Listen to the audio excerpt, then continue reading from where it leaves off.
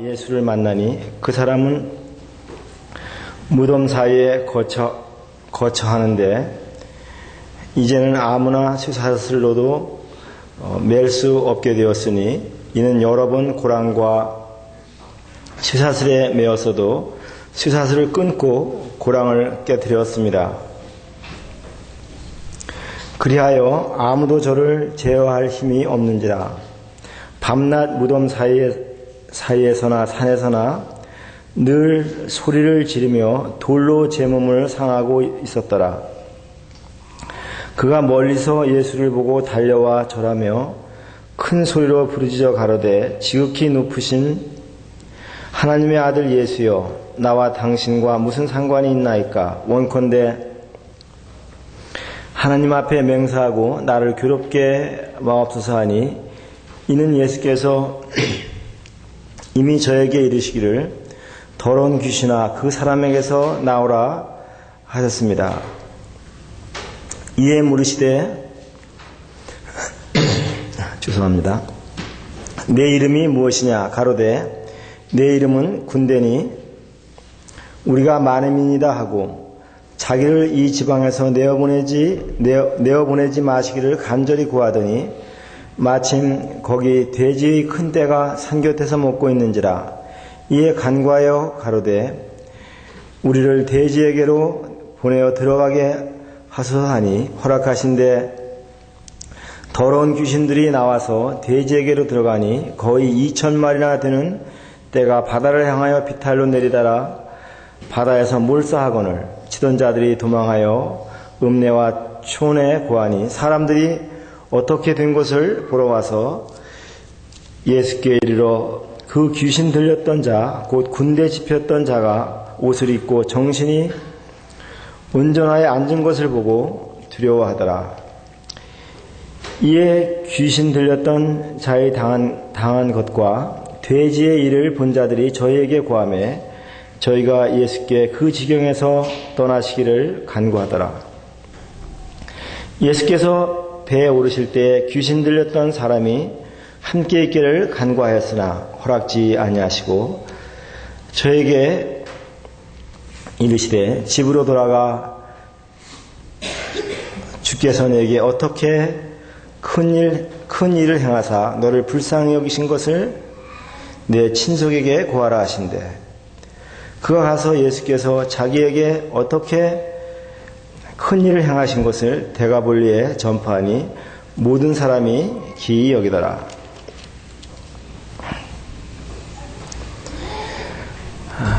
여기 말씀은 주님께서 거라사인 땅에 갔을 때 어떤 귀신 들린 아주 미치광이 같은 그런 사람을 만나서 고쳐주는 이야기입니다. 저는 이 지난 주간 동안에 이 말씀을 공부하면서 하나님께서, 우리 주 예수님께서 이 미친 사람, 이 사람을 구원하시고 온전한 사람이 되게 하신 것을 보면서 주님께서 저를 구원해 주시고 지금까지 살게 해 주신 것을 생각하면서 참 마음이 행복했습니다. 오늘 어려운 일이 하나도 없었다는 것이 아니라 저는 이 말씀을 공부하면서 주님의 은혜가 얼마나 큰가, 또 이 주님의 권능, 예수님의 권세와 능력이 얼마나 큰가, 그것을 생각하면서 제가 차를 운전하고 가다가도요 주먹을 불끈불끈 쥐고 얼마나 감사하고 마음의 기쁨이 있었는지 모릅니다.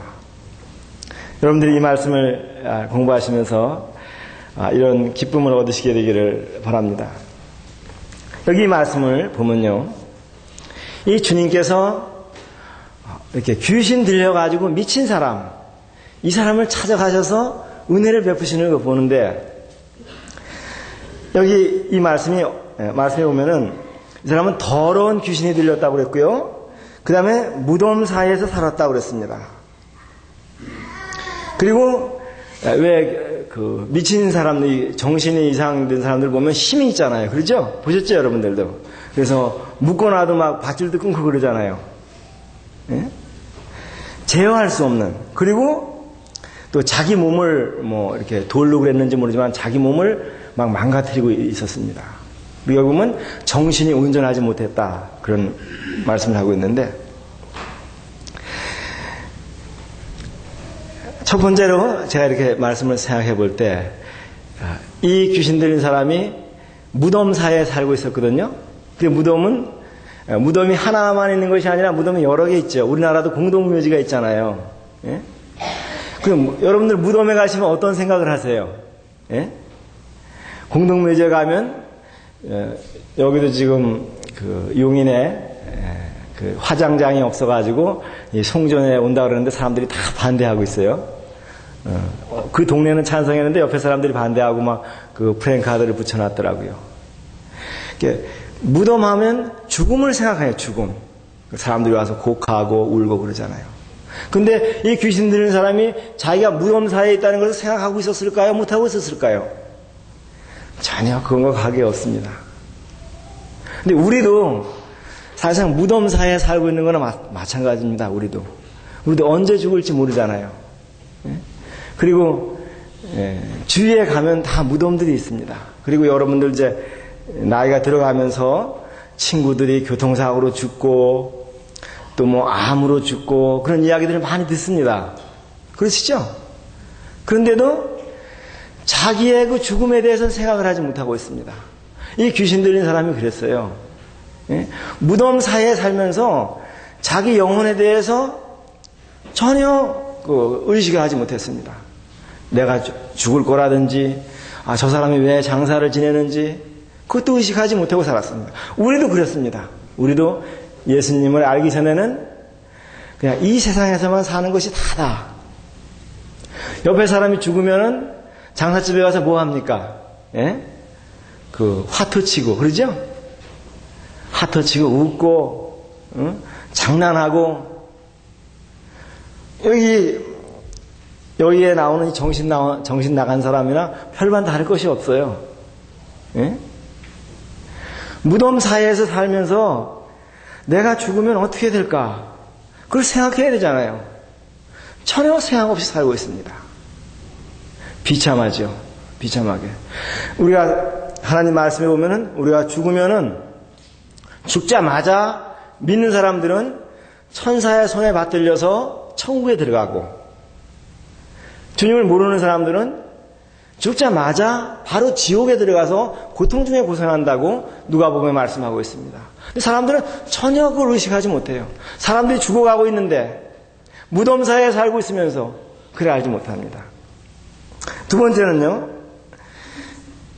이 사람이 쇠사슬로도 맬 수 없게 되었으니 통제할 수 없는 사람이 됐어요. 우리도 주님을 안 믿는 사람들 보면 그 고집들이 셉니다. 근데 더러 믿는 사람들도 고집이 세더라고요. 그렇죠? 고집들이 세요. 통제할 수 없는 사람. 제가 얼마 전에 결혼식에 가느라고 한 2주 전인가에 서울에 올라가는데 지하철에서 어떤 그 젊은 부부가 한 아이들 한 4-5살 된 아이를 안고 가는데 쩔쩔매고 있어요. 예? 그 아이가 일어나자고 그러면 일어나고, 앉자고 그러면 앉고, 저기 가자 그러면 가고, 아이들한테 꼼짝을 못해요. 그래서 제 생각에, 요새 젊은 부모들이 저렇게 애들을 키우니까 통제할 수 없는 사람이 되지 않는가. 근데 어른이 돼서도 사람들은 자기 고집대로 그렇게 살아가고 있습니다. 통제할 수 없는. 희망이 없습니다. 그리고 여기 보면 돌로 제 몸을 상하고 있었다. 그래서 제 몸을. 그래서 여러분들은 몸을 많이 위해시죠? 예, 뭐 보약도 잡숫고, 예? 또 운동도 하고, 또 자매님들은 다이어트도 하고 그러시죠? 그런데요, 주님을 믿기 전에 사람들을 많이 보면 자기는 이렇게 바르게 살고 있다고 생각하지만은 사실상 자기를 많이 해롭게 하고 살아요. 어떤 사람들은 술을 너무 많이 먹습니다. 그러시죠? 술을 계속 많이 먹으면 어떻게 돼요? 몸이 좋아져요? 나빠져요? 담배 피우는 거 어떻습니까? 예? 암이 많이 걸리잖아요. 간이 나빠지고. 그런데도 이제 죽을 때 대해서 아는 거예요. 그렇게 술을 많이 먹고 이제 내 술 많이 드시는 분 보니까 저희 아버님이 술을 많이 드셔서 아는데 간 경화증이 돼도 술을 잡습니다. 간 암이다 그래도 이제 그때 가면 좀 정신 차려요. 암이라 그러면 죽는 걸 생각하잖아요. 근데 그렇게까지 자기 마음대로 술 마시고 담배 피고 그 마음대로 사는 겁니다. 그리고 그뿐만 아니라 어떤 분들은 또 돈을 버느라고 새벽에 일어나서 늦게까지 그걸 쫓아가는데 결국 그것 때문에 어떤 분 제가 아는 분은요 너무 회사에서 열심히 일하고 그래가지고 이 심장에 무리가 가가지고 아주 심장에 큰 병이 걸렸는데 그것도 몰랐어요. 그래서 가슴이 답답하니까 체했는 줄 알고 위에서 막 내려뛰고 자기 몸은 돌보지 않고 그냥 돈 버는 데만 열중했습니다. 이게 사람들이 주님을 모르는 많은 사람들이 자기는 올바르게 산다고 생각하지만 계속해서 자기 몸을 해롭게 하고 그렇게 살아갑니다. 근데 중요한 것은 우리 주님께서 이렇게 비참한 처지에 있는 사람을 찾아오셨다는 거예요. 비참한 가운데 이 귀신 들린 사람, 이 사람을 고쳐주시려고 찾아오셨다는 것입니다. 저는 이 성경을 보면서 우리 주님을 만난 사람들을 보면요, 주님을 만나기 전에 그 과거가 그렇게 좋은 사람들이 많지 않아요.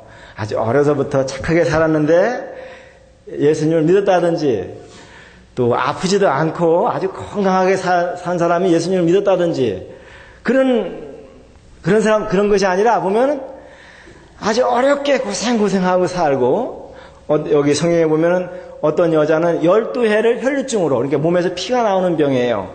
12년 동안 온갖 의원들을 다 찾아다녔는데 그 병을 고치지 못했는데 주님께 나와서 이렇게 그 병 고침을 받습니다. 어떤 사람은 막달라 마리아는요, 일곱 귀신이 들렸었어요. 일곱 귀신이 들려가지고 비참한 삶을 살았습니다. 귀신이 하나도 아니고 7이나. 근데 그 사람이 예수님을 만났습니다.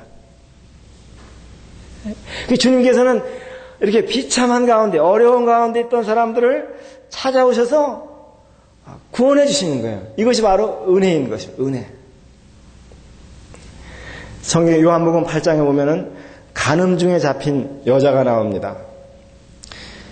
얼마나 부끄럽고 당황스러웠겠습니까? 그러니까 그 현장에서 자기 남편이 아닌 다른 남자와 자다가 붙잡혔습니다. 유대인의 율법에는 그런 사람은 돌로 쳐서 죽이게 되어 있습니다. 주님께 와가지고 사람들이 그 여자를 끌어와서 모세는 이런 사람들을 돌로 쳐서 죽이라고 그랬는데 당신 어떻게 하겠습니까?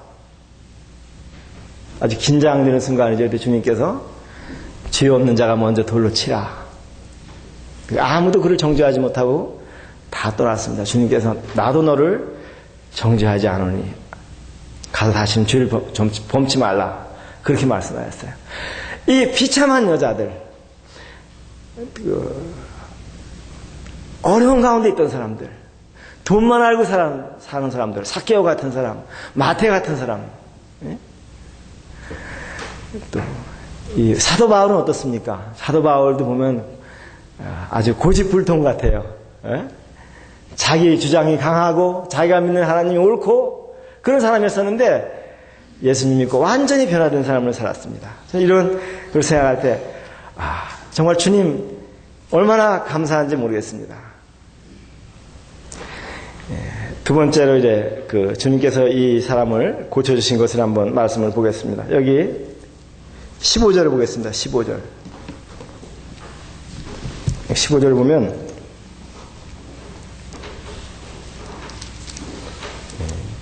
예수께 이르러 그 귀신 들렸던 자, 곧 군대 집혔던 자가 옷을 입고 정신이 온전하여 앉은 것을 보고 두려워하더라. 주님께서 귀신에게 명하여 나가라 그랬습니다. 근데 이 미치광이 귀신 들린 사람이 정신이 온전해졌다 이렇게 말씀했습니다. 우리 주님은 사람을 온전하게 만드는 분입니다. 온전하게. 응? 여러분들 어떤 사람들이 또 저희가 이제 일을 할 때도 내가 정신이 없이 살아왔다 그런 얘기 하시잖아요. 어떤 분 내가 아이들 기르느라고 정신없이 지금 살아왔다. 나는 앞만 보고 살아왔다. 앞으로 어떻게 될지도 모르고 그렇게 살아왔습니다. 어떤 사람은 돈 버느라고 돈에만 눈이 멀어서 정신없이 살아왔다 그런 얘기를 합니다. 이 사람도 정신이 온전하지 못했는데 예수님 만나고 정신이 온전해졌습니다. 이제 정신이 들으니까 어떻게 해요? 올바른 사람이 된 것입니다. 우리 주님을 만난 사람들도 보면요, 정신없이 살다가 정말 예수님 만나고 나서 어떤 것이 정말 행복한 사람인지, 어떤 것이 과연 올바른 사람인지 그런 것을 알게 됩니다. 그리고 주님은 이 미치광이를 귀신 들린 사람을 고쳐주셨어요. 이것을 보면서 여러분들은 어떤 생각이 드세요? 주님은 참 능력이 많으신 분이구나.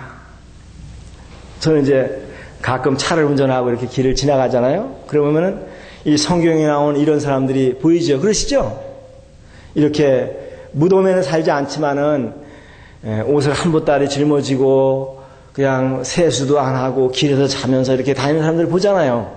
보이세요? 안 보이세요?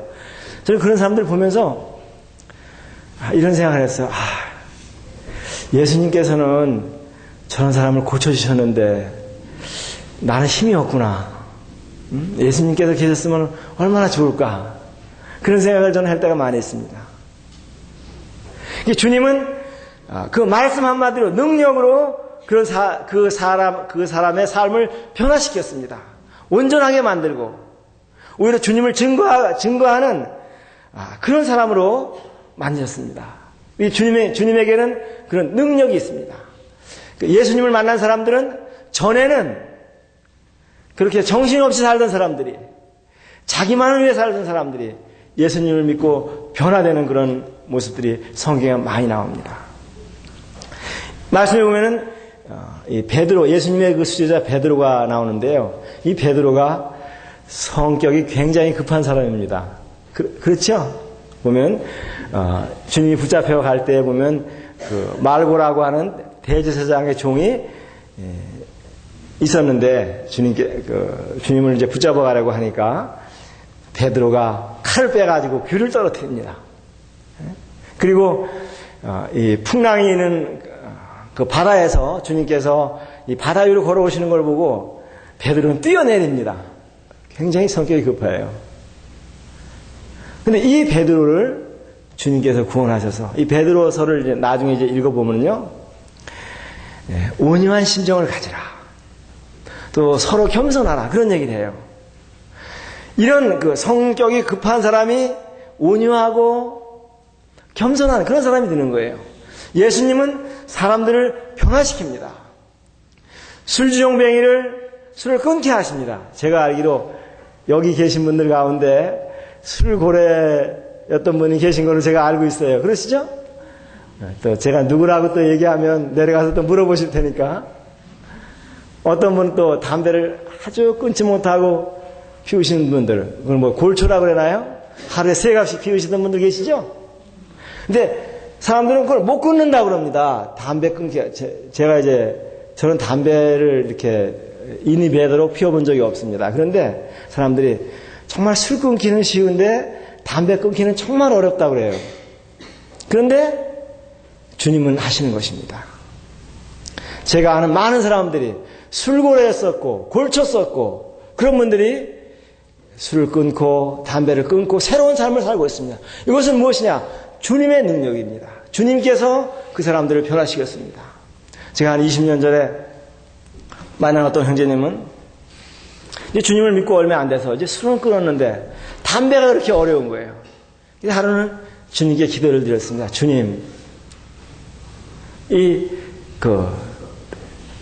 주님께 기도도 드리는데 이 담배를 끊게 해달라고. 그날 또 예비군 훈련을 가는 날입니다. 그러니까 제가 담배 피우시는 분들 보면은 혼자 있을 때는 이렇게 잘 끊는데 다른 사람들이 이렇게 권해잖아요. 이렇게 늘 피우던 거니까 이렇게 또 피우게 되고 그러는데 그날 주님께 기도를 드리고 예비군 훈련장에 갔는데 자기도 모르게 정말 피우고 싶은 마음이 싹 없어졌다 그랬어요. 이 주님의 그런 능력입니다. 물론 사람들이 다 그렇지는 않습니다. 사도 바울도 보면요, 그가 예수님을 핍박하고 믿는 사람들을 잡아다가 감옥에다 넣고 그런 일을 했습니다. 그런데 그가 주님을 만나고 나서 바로 주님의 복음을 증거합니다. 성격이 아주 불같은 사람입니다. 그리고 자기가 이제 나이가 들어서 사도 바울은 자기가 얘기하기를 내가 그리스도를 본받는 것 같이 너희는 나를 본받으라. 완전히 다른 사람으로 변화시켜 주었습니다. 요한복음 4장에 보면 수가성의 여인이 나오는데 그 여인은 너무 창피해서 낮에 물을 기르러 가지도 못하는 그런 사람이었습니다. 근데 그가 예수님을 만나서 몇 마디 얘기를 하고 그 삶에 마음이 변화를 받았습니다. 예수님에 대한 얘기를 들은 거예요. 그래서 예수님께서 바로 나의 구주라는 얘기를 들었습니다. 그리고 가서 그는 자기 동네에 다니면서 내가 메시아를 만났다. 나의 죄를 용서해 주신 그 예수님을 만났다. 선전하고 다니고요. 주님은 사람들의 삶을 변화시키는 그런 능력이 있습니다. 그래서 우리 형제자매들이 이 전도를 하실 때 힘드시지요. 어떨 때는 특별히 이제 가족들에게 너무 잘하는 사람들에게 전도하려고 그러면 미리 생각해요. 이 사람에게는 전도해봤자 안 믿을 사람이야. 고집이 얼마나 센데. 그런 얘기 하시죠. 예? 이 사람은 너무 술을 많이 먹어. 이 사람은 도저히 안 될 사람이야. 그런 얘기를 하십니다. 이 주님께서 이 귀신 들린 이 남자를 구원해 주시는 것을 생각할 때 불가능이라는 거 없습니다. 주님께서 우리들의 가족들을 구원하실 수 있습니다. 아무리 술에 찌든 사람이라도, 아무리 바람을 피고 또 뭐 동성애자들이라든지 또 감옥에 있는 사람들이라든지 알코올 중독자들이라든지 어떤 사람들이라도, 어떤 죄 가운데 있는 사람들이라도 주님은 구원하실 수가 있는 것입니다. 그 사람의 삶을 변화시킬 수가 있습니다. 그래서 우리는 전도할 때 그 사람의 현재 모습을 보지 말고 변화된 모습을, 변화될 그런 모습을 상상하세요. 우리 남편이 주님을 믿게 되면 교회에서 훌륭한 일꾼이 될 거야. 우리 아들이 주님을 믿으면 정말 선교사가 될 수 있을 거야. 그런 사도 바울 같이 그런 주님을 핍박하던 그런 사람이 주님을 믿고 선교사로 나갔잖아요. 그래서 여러분들이 전도하실 때 그 지금 있는 그 어떤 안 믿는 사람들의 현재 모습을 보지 말고 변화될 모습을 생각하시기 바랍니다. 주님은 그렇게 하시고도 남을 능력을 가진 그런 주님이십니다.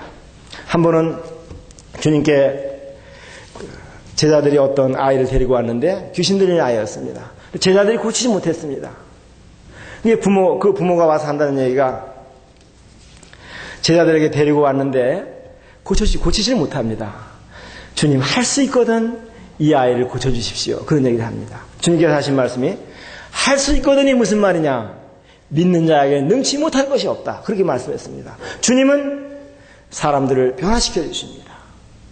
알코올 중독자든지 어떤 중독이 됐든지 주님은 그 사람들의 삶을 변화시켜 줍니다. 성경을 한 곳 보겠습니다. 여기 5장 19절.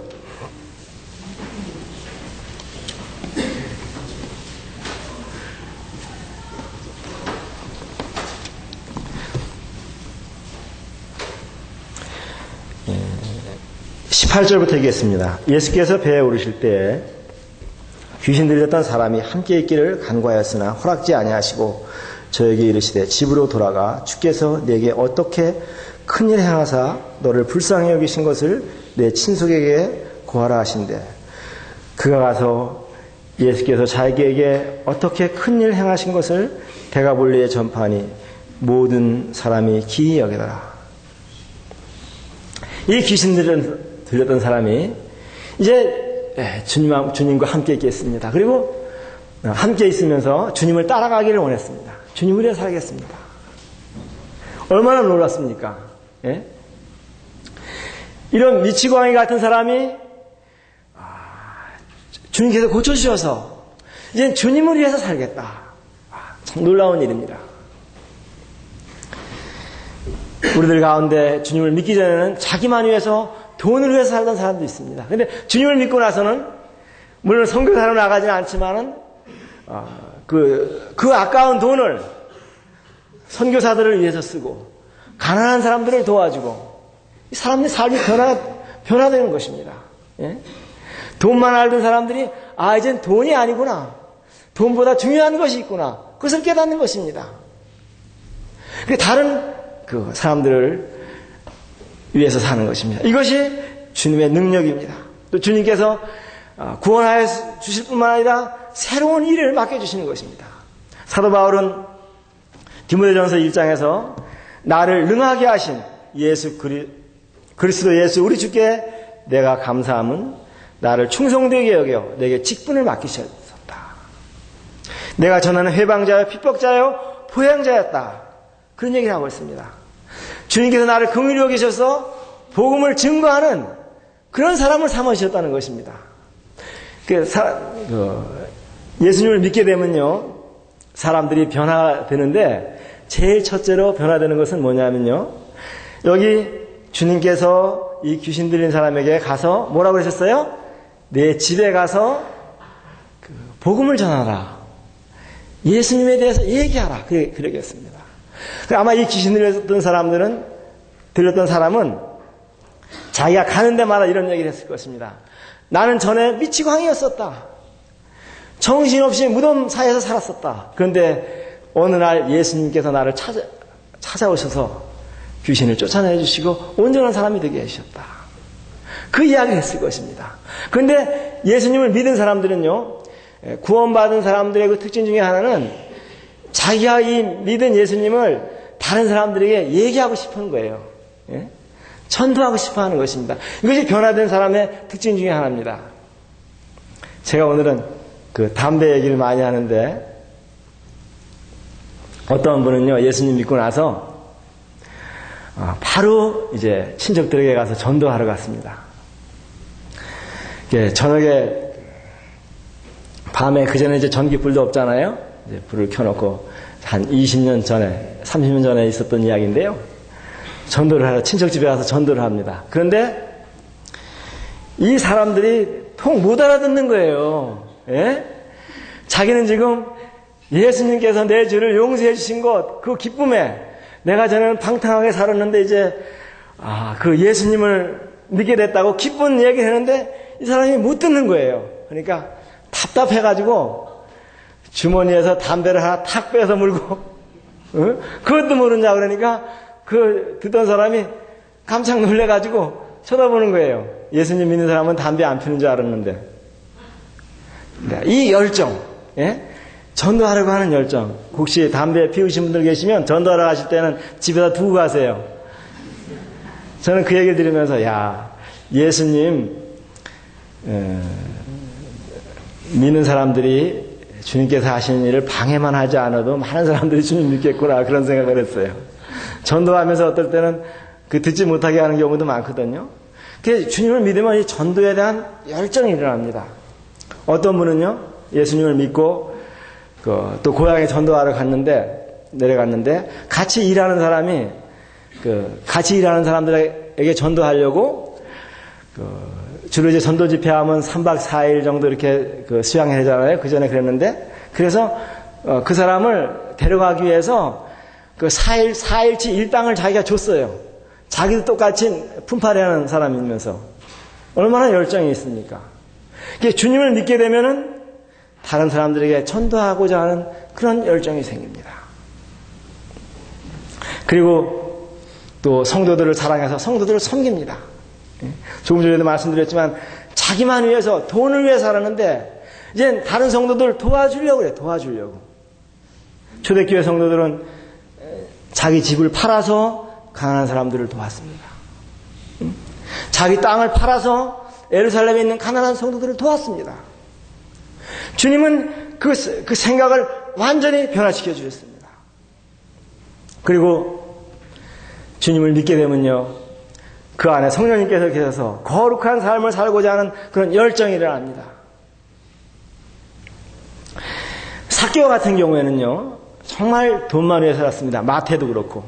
그런 세리장으로서, 세관에서 지금도 우리나라에도 세무서 직원들이 비리가 있다고 그랬죠? 지금은 많이 그렇지 않겠지만 이 사람이 돈을 어느 정도 많이 걷어가지고 반은 나라에다 바치고 반은 자기가 갖고 그랬습니다. 이 세리는 돈이 굉장히 많았습니다. 그게 다른 사람 거짓말해서 속여서 빼앗은 것도 있었습니다. 그런데 예수님 믿고 나서 그거 한다는 얘기가, 내가 만일 다른 사람들의 물건을, 다른 사람의 그 돈을 속여서 빼앗은 것이 있으면 4배로 갚겠습니다. 예? 돈만 모으던 사람이. 그리고 자기 재산을 절반을 팔아서 가난한 사람들에게 주겠습니다. 믿는 사람들은 돈보다 중요한 것들이 있습니다. 주님을 믿고 나서도 계속 자기만 위해서, 돈을 위해서 그렇게 살아가는 것은 주님께서 원하시는 것이 아닙니다. 주님은 사람들의 마음을 변화시켜 줍니다. 돈이 있다고 행복한 것이 아닙니다. 저는 이 말씀을 준비하면서 제가 생각을 해봤어요. 제가 19살 때 주님을 믿었거든요. 믿고 지금까지 쭉 살아왔는데 부자로 살아본 적이 없습니다. 또 땅도 많지 않습니다. 또 집도 아주 좋지 않습니다. 지금은 많이 좋습니다. 그런데 저는 내가 이거 이렇게 살아서 뭐 해나 그렇게 생각해 본 적이 없습니다. 예수님 믿고. 아마 제가 이 말이 정말인지 아닌지 제 아내한테 한번 물어보세요. 예수님 믿고 정말 행복하게 살 수 있습니다. 돈이 많고 적고를 떠나서 우리 안에 큰 기쁨이 있습니다. 돈이 많은 사람들은 더 근심이 많습니다. 행복은 거기 있는 것이 아닙니다. 우리는 다 이 땅에 있는 물질들을 다 두고 갑니다. 우리 주님께서 우리들을 변화시켜 주시는 것입니다. 우리에게 새로운 삶을 살게 해주십니다. 우리 주님, 예수님에 대해서 생각할 때 정말 예수님은 은혜가 많으신 분입니다. 저는 특별히 저를 구원해 주신 것을 생각할 때, 다른 사람은 차지하고라도 저를 구원해 주신 것을 생각할 때 하나님 얼마나 은혜가 많으신 분인가. 어린 학생들은 죄를 짓지 않나요? 제가 19살 때 주님을 믿었습니다만, 제가 어려서 학교 다닐 때는 뭐 인터넷도 없고 컴퓨터도 없었습니다. 또 텔레비도 없었습니다. 그래서 저는 주일학교 때부터 교회를 다녔는데도 중학교 때 다닐 때는 아이들하고 모여서 화투도 치고, 부모님들 몰래, 또 가게에 가서 만화책도 훔쳐보고 그랬습니다. 근데 제가 예수님 믿고 그런 것들은 버렸습니다. 예수님 믿고 제가 그 가게집 아들한테 전화해가지고 편지 써가지고 제가 그렇게 만화책을 훔쳐 썼다고 그렇게 편지를 한 적도 있습니다. 그 뒤로 저는 남의 물건을 탐내서나 가져오거나 그런 일을 할 수가 없었습니다. 그리스도인들은 다른 사람들의 물건을 탐내거나 그럴 때 성령님께서 우리 마음속에 그 죄책감을 주시는 것입니다. 미국에서 큰 부흥이 있었을 때 많은 사람들이 죄를 회개하고 예수님을 믿게 됐습니다. 그때 그들이 와서 한 일은 뭐냐면요, 회사에서 그냥 가져온 연장들 있잖아요, 물건들, 그런 것을 내가 훔쳐왔다고 경찰서로 가져갔습니다. 너무 많아서 그걸 창고로 줘야 될 정도였습니다. 그리스도인들이 주님을 믿게 되면 이 양심들이 살아나고 이 변화된 삶을 사는데 주님께서 하시는 것입니다. 주님은 새로운 삶을 살게 해주십니다. 이 귀신 들렸던 사람들과 같이. 그리고 그리스도인들에게 이 주님의 복음을 전할 수 있는, 예수님에 대해서 소개할 수 있는 그 얼마나 큰 특권입니까? 예? 대통령의 특사도 아닌, 고린도후서 5장에 보면 우리를 그리스도의 대사라 그런 얘기했습니다. 대사. 우리 하나님의 말씀을 믿지 않는 사람들에게 전하는 대사인 것입니다. 얼마나 큰 특권인지 모릅니다. 이런 우리가 전에는 정말 비참한 사람, 그런 사람이었었는데 주님의 은혜로, 주님의 능력으로 구원받고 우리는 새로운 삶, 하나님을 위해서 사는 삶을 살게 되었습니다. 저는 제가 어려서 예수님을 믿지 않았으면 어떻게 됐을까 그런 생각을 해봅니다. 더러. 예. 저희 아버지가 술을 많이 드셨기 때문에 아마 저도 술을 많이 먹지 않았을까. 제 아버님은 그 간이 나빠지셔가지고 59에 돌아가셨습니다. 일찍. 또 아마 어쩌면 가난한 것 때문에 계속 돈만 위해서 정신없이 거기 쫓아가지 않았을까. 많은 재벌들이 자살하잖아요. 또 재벌 그 아들들끼리 싸우잖아요. 거기에 정말 그 만족과 기쁨이 없습니다. 지난주에는 그 어떤 모델하우스를 제가 가보게 됐는데, 아파트 모델하우스에 보니까 75평짜리 그 꾸며놓은 데를 가봤거든요. 그 사러 간 건 아닙니다. 오해하지 않으시길 바랍니다. 철거하는 데 구경 갔습니다. 75평짜리 아파트의 삶은 행복할까요? 그렇지 않습니다. 많은 사람들이 직장만 하는데 온 투자를 합니다. 돈을 버는데 정신없이 살아가고 있습니다. 그렇지만 그것이 이제 생을 마칠 때쯤 되면 아무것도 아니구나, 그것을 깨닫게 될 것입니다. 그런데 주님께서 오시면 여러분들의 삶을 변화시켜 주십니다. 주님은 우리의 삶을 변화시켜 주시고 우리들의 새로운 그 생명이 넘치는 정말 행복한 삶을 살게 해주시는 분이 바로 주님이십니다. 여러분들 가운데 아직 주님께서 주시는 참 만족과 기쁨, 그것을 누리지 못하고 계신 분이 계시면 여러분들을 찾아오신 그 주님을 받아주시기 바랍니다. 주님은 여러분들의 죄를 용서해 주시고 여러분들에게 새로운 능력을 주시기 위해서 이 땅에 오셨습니다. 그리고 오늘도 초청하십니다. 수고하고 무거운 짐 자들아 다 내게로 오라. 내가 너희를 쉬게 하리라. 내가 문 밖에 서서 내 마음 문을 두드리노니 문을 열어라. 그러면 내가 너에게 들어가서 묵겠다. 너에게 참된 평안을 주겠다. 기쁨을 주겠다.